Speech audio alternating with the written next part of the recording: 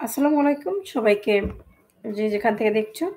অ আবারও ফিরলাম ৯ম শ্রেণীর ডিজিটাল প্রযুক্তি নিয়ে।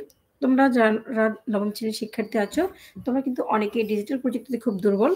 আ এ কারণে দুর্বল যে আমাদের হাতে প্রত্যেকের হাতে একটা স্মার্টফোন থাকলেও আমাদের প্রত্যেকের হাতে কিন্তু বা প্রত্যেকের ঘরে একটা করে কম্পিউটার বা ল্যাপটপ নেই।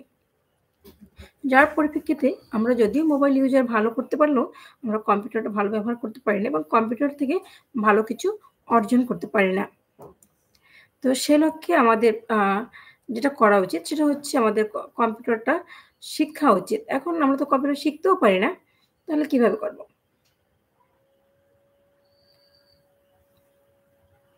তাহলে আমরা আমাদের কম্পিউটারটা কিভাবে শিখতে পারি? আমাদের অধিকাংশই প্রতিষ্ঠানগুলোতেই কম্পিউটার থাকলেও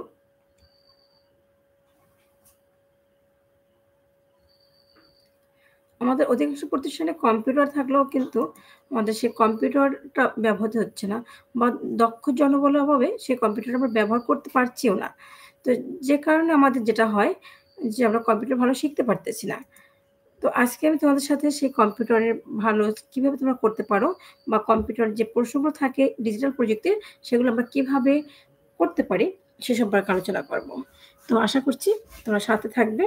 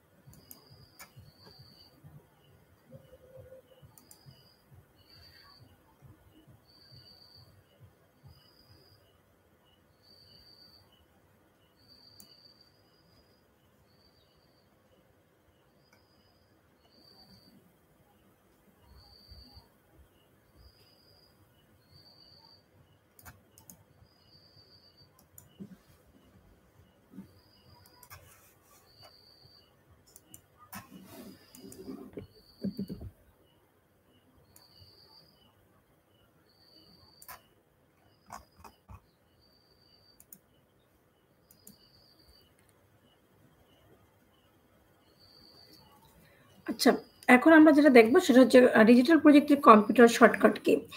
প্রথমত হচ্ছে আমরা ৯ম শ্রেণীর বইটা দেখব। দেখার পরে আমরা সেখানে যে কাজগুলো আছে সেগুলো দেখার চেষ্টা করব এবং আমি তোমাদের সাথে চেষ্টা করব তোমরা যেন কিছুটা হলেও কম্পিউটারে কিছু বুঝতে পারো সে সম্পর্কে। হ্যাঁ, এটা ৯ম শ্রেণীর জন্য। আমি আবার বলছি ৯ম শ্রেণীর ডিজিটাল প্রযুক্তি এবং তোমরা যারা অন্যান্য ক্লাসে আছো আ সেটাও তারাও দেখতে পারো। কিন্তু ৯ম শ্রেণীর জন্য স্পেশালি ৯ম শ্রেণী।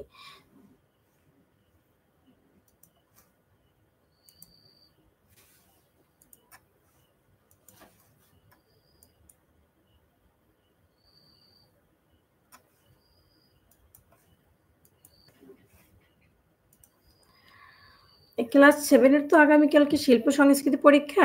তো সেজন্য আমি চাচ্ছিলাম ক্লাস 7 এরটা আজকে স্কিপ করে যাওয়ার জন্য এবং আগামীকালকে আ আবার ইনশাআল্লাহ 7 এরটা একটু বুঝিয়ে দিব। কেমন?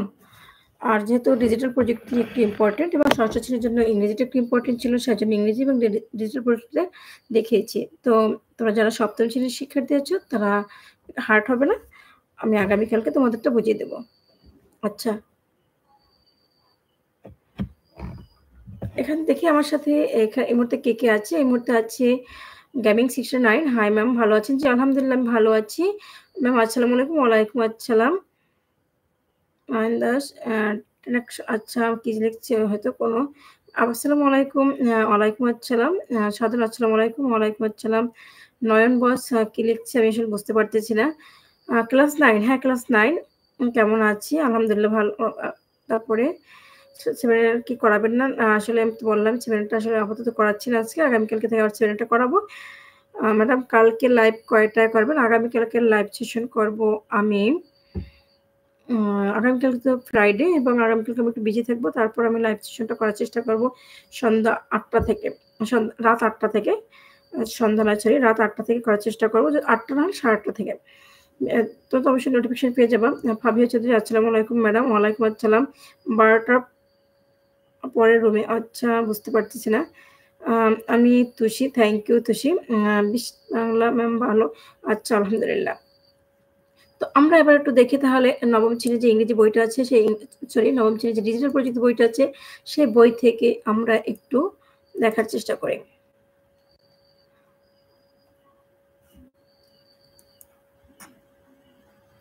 আমার মনে এতক্ষণ নেট এবং বিদ্যুৎ দুটি প্রবলেম ছিল।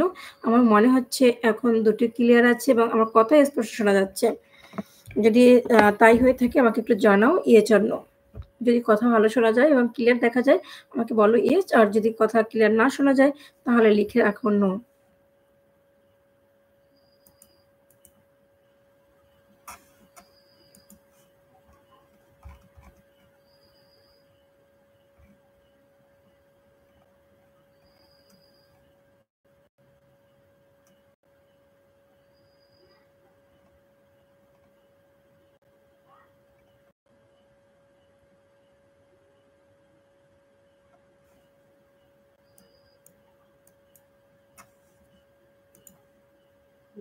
জি, হ্যাঁ, thank you.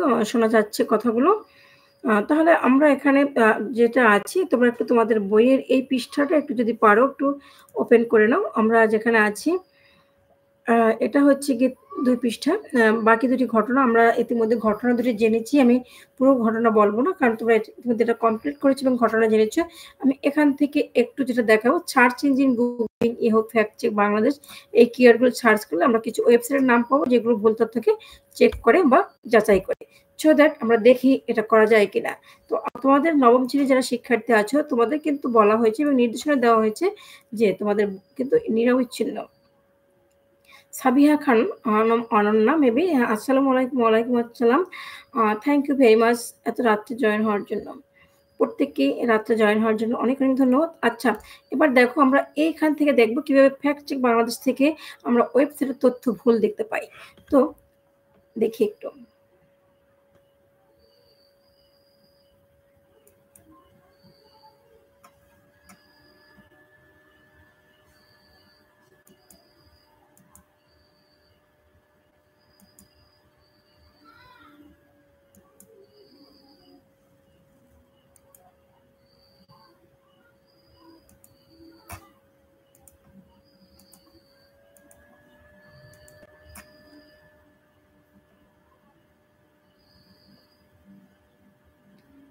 Farzana thank you Farzana তোমাকে। সাধন বলছে আজকে কমেন্ট করতে পারছি। Thank you very much. তোমাকে হয়তো YouTube থেকে রেস্ট্রিক্টেড করা হয়েছিল সেজন্য তুমি কমেন্ট করতে পারোনি এতদিন। তোমার রেস্ট্রিক্টেড ওভার হয়ে গেছে তাই তুমি কমেন্ট করতে পেরেছ।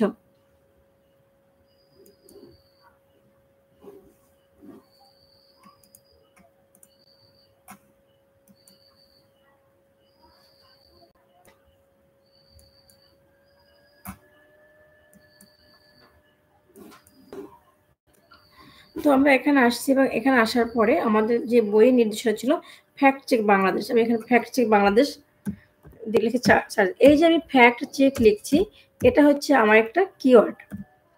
কেমন? এই ফ্যাক্ট চেক বাংলাদেশ যে লিখে আমি সার্চ দিছি, এই ফ্যাক্ট চেক বাংলাদেশ হচ্ছে আমার এখানে একটা কিওয়ার্ড। Fact check Bangladesh. এখন দেখো ফ্যাক্ট চেক বাংলাদেশের পরে সার্চ দেওয়া যে পেজ আসছে, এখন দেখো এখানে কি আসছে। আমি প্রথমত যেখানে ছিলাম সেখানে আমি একটা ব্রাউজারে গিয়ে আমি লিখেছিলাম fact check Bangladesh. Fact check Bangladesh লেখার পরে আমার এখানে আসছে যাচাই করো, যাচাই ফ্যাক্ট চেক বাংলাদেশ। তারপর হচ্ছে শত যাচাই করো, মিডিয়ার তালিকা, গভট ইনফরমেশন, ব্রাজিল আজান দেওয়া নিষিদ্ধ, শিশু শরীর হঠাৎ, যাই হোক। তো এই ফ্যাক্ট চেক দিয়ে আমরা যদি সত্যতা যাচাই করতে চাই, এখানে যদি আমরা ক্লিক করি তাহলে কিন্তু ফ্যাক্ট চেকে কি আসে একটু দেখি। সত্যতা যাচাইকরণ পরীক্ষা কিভাবে সত্যতা যাচাই করতে পারি এবং খবরগুলো কি বানোয়াট খবর। দেখি এই যে খবরটা আছে এটা কি আসল খবর নাকি বানানো খবর। শেখা সাহেব বেশি সবচেয়ে কিছু প্রধানমন্ত্রী দাবি করছে তা স্ট্যাটিস্টিক্স। এটা কি ফ্যাক্ট চেকে কি খবরটি কি হবে কিনা। এই দেখুন এখানে বলা হয়েছে খবরটি বানোয়াট, এমন কোনো খবর জরিপে প্রকাশ করা হয়নি। তার মানে এটা একটা ফ্যাক্ট চেক। আমি যদি এখানে ফ্যাক্ট চেকিং ক্লিক করি, এই সত্যতা যাচাইকরণ, সত্যতা যাচাই করার জন্য আমাদের যা কিছু করতে হবে, যেমন শিশুর শরীরে হঠাৎ করে গজাচ্ছে পশুর লোম, আমরা দেখি এই ছবিটা কি বানার খবর ছিল কিনা। চাঁপাইনবাবগঞ্জ জেলার তাজপুর এবং 3.5 বছরের বয়সী শিশুর গায়ে পশুর লোম উঠছে, তো এটা কি ফ্যাক্ট চেকে কি আসছে দেখি। এই যে 2 বছর পর লেখার যদিও সবার সংবেদনশীল না এবং কখনো পড়া হচ্ছে সেটির উপর লেখার অর্থ হয়তো পরিবর্তনশীল না, তবু পড়ার সময় পাঠকের সততা একান্ত কাম্য। এবং 2021 সালে এই নিউজটি প্রকাশ হয়েছিল এবং এই যে ছবিটা দেওয়া হয়েছিল এবং এরপরে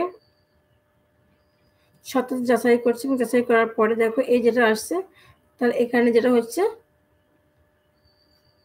তো এটা কিন্তু এখানে দেখো এটা কিন্তু বানোয়াট খবর বা যাচাই খবর এটা আসেনি, এটা হচ্ছে ফ্যাক্ট কিন্তু কারেক্ট আসছে।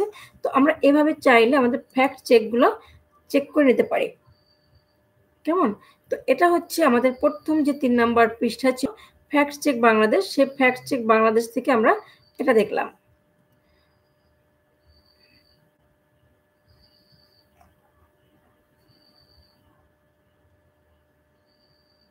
আচ্ছা, এখন তোমরা যদি এই ফ্যাক্ট চেক থেকে কোনো নিউজ দেখতে চাও আমাকে একটু কমেন্টে লিখে জানাও, আমি সেটা চেক করে দেখাবো।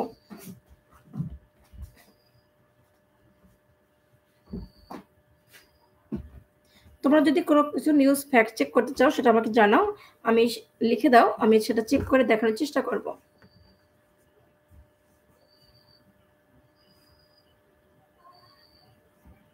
আচ্ছা, কেউ কোনো রেসপন্স করেনি, তার মানে তোমরা বুঝতে পেরেছো এবং তোমাদের তেমন কোনো কিওয়ার্ড নেই। আচ্ছা, এখন এখানে যেটা আমরা ছিলাম, যেখানে ছিলাম সেটা ছিল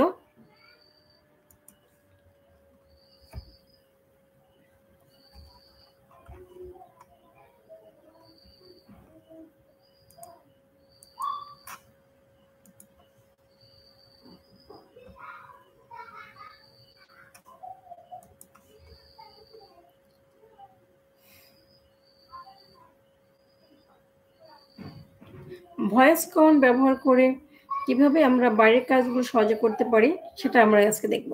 তো এখন ভয়েস কমান্ড ব্যবহার করার জন্য আমরা 2টা জিনিস ব্যবহার করতে পারি। তো এটার জন্য আমরা যাব কোথায় জানো? এটার জন্য আমরা যাব গুগল ট্রান্সলেটে।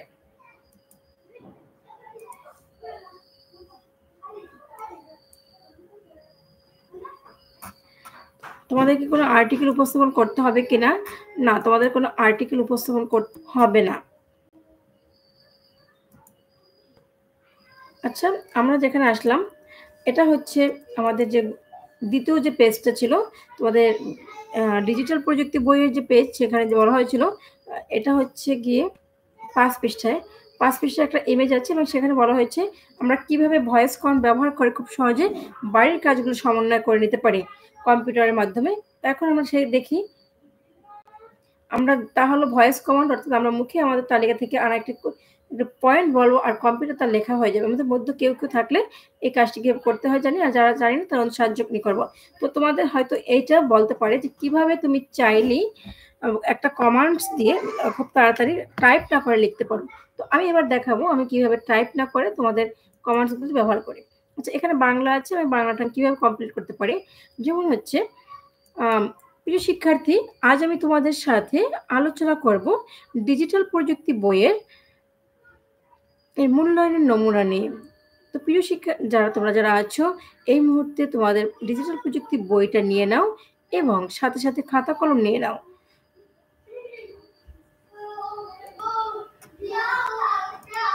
দেখলে তো আমি কত সহজে তোমাদের সাথে আমি এই যে কথাগুলো বললাম, এখন এটা দিয়ে আমার বাড়ির কাজ করতে পারি। অথবা এছাড়াও তোমরা চাইলে তোমাদের ক্রোম ব্রাউজারে আরো অনেকগুলো জিনিস দেখতে পারো। সেরকম একটা সাইট আমি যদি একটু দেখাই।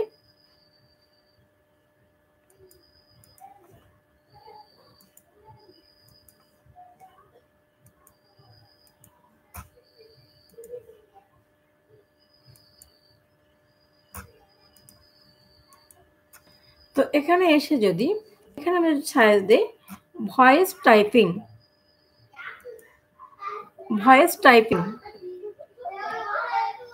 এখন দেখো ভয়েস টাইপিং আমি যখন আসছি তখন সাথে, সাথে ভয়েস টাইপিং চলে আসছে। এখন স্পিচ টু টেক্সট আমরা এইটাকে দেখতে পারি।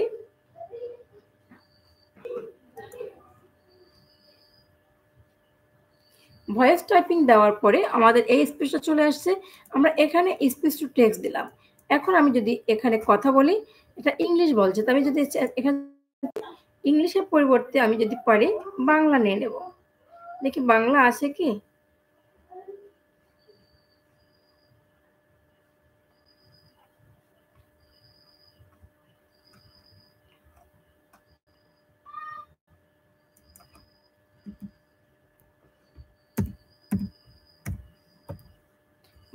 বাঙালি বাংলাদেশ। দেখো আমি এখন তোমাদের দেখালাম ভয়েস স্পিড।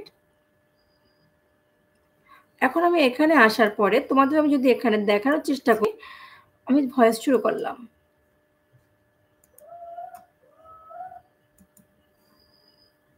আসসালামু আলাইকুম প্রিয় শিক্ষার্থী, কেমন আছো তোমরা সবাই? আশা করছি ভালো আছো। আমি আলহামদুলিল্লাহ ভালো আছি। ইতিমধ্যে তোমাদের প্রথম মূল্যায়ন অনুষ্ঠিত হয়ে গেল। আজ তোমরা দ্বিতীয় মূল্যায়নের জন্য প্রস্তুতি নিচ্ছ। তোমাদের বিষয় হচ্ছে ডিজিটাল প্রযুক্তি। আমরা জানি ডিজিটাল প্রযুক্তি সময়ের সাথে, সাথে একটি সমসাময়িক বিষয়। আমাদের প্রত্যেকের বাড়িতে একটি করে স্মার্টফোন থাকলেও একটি করে স্মার্ট ল্যাপটপ কিংবা কম্পিউটার নেই। তো তোমরা নিশ্চয়ই দেখতে পাচ্ছ যে আমি কিভাবে চাইলেই আমার কথাগুলোকে খুব সহজে বাংলায় এখানে আমি যেটা বলবো সেটা লিখে নিতে পারি।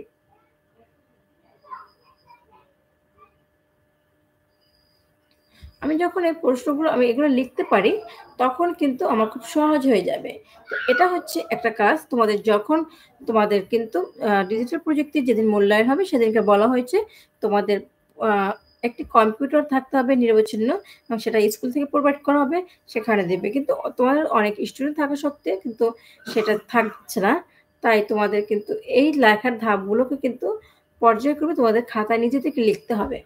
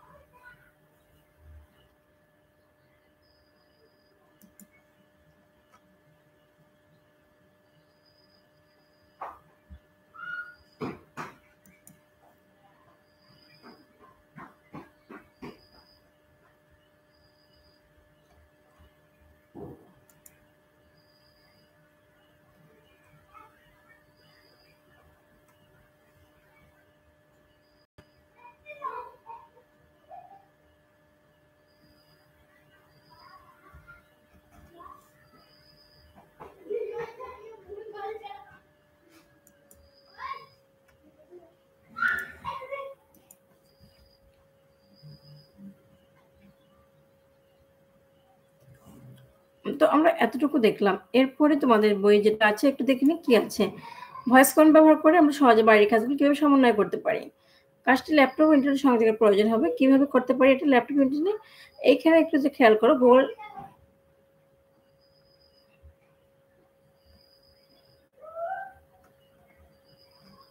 এরপর আমি যেটা দেখাবো সেটা হচ্ছে রাত কি বেশি হয়ে গেছে? ১১টা বেজে গেছে প্রায়। আচ্ছা ঠিক আছে। আজকে আমি এ পর্যন্ত তোমরা কি বলো আমি এখানে থাকবো নাকি পরবর্তী যে পৃষ্ঠাগুলো আছে সেখানে যাবো? যেমন এখানে আছে এই যে পেজটা আছে তোমাদের বইয়ের ৬ পৃষ্ঠা, ৬ এবং ৭ পৃষ্ঠা এটা হাতে কলমে পরীক্ষায় মূল্যায়নে আসবে। এটা তোমাদেরকে হাতে কলমে মূল্যায়নে আসলেও এই ধাপগুলোকে খাতায় লিখতে হবে। মূল্যায়নের সময় লিখতে হবে। এখন তোমরা বলো আমি কি এটা কি আরো সামনে যাবো নাকি এখানে স্টপ করব? আচ্ছা প্রশ্ন তো দিচ্ছি। দেখো এগুলো কিন্তু প্রশ্নের মধ্যেই। তুমি প্রশ্ন করছ প্রশ্ন কবে দিব? আচ্ছা প্রশ্ন তো এই যেগুলো দিচ্ছি এর মধ্যেই দেওয়া হচ্ছে, কেমন? আর আমরা আসলে আমি তো প্রশ্ন দিব না, নমুনা যে প্রশ্নগুলো থাকে সেগুলো তোমাদের সাথে ডিসকাস করে বুঝিয়ে দেব। এবং আগামীকালকেও যথাসময়ে এগুলো থাকবে, কেমন?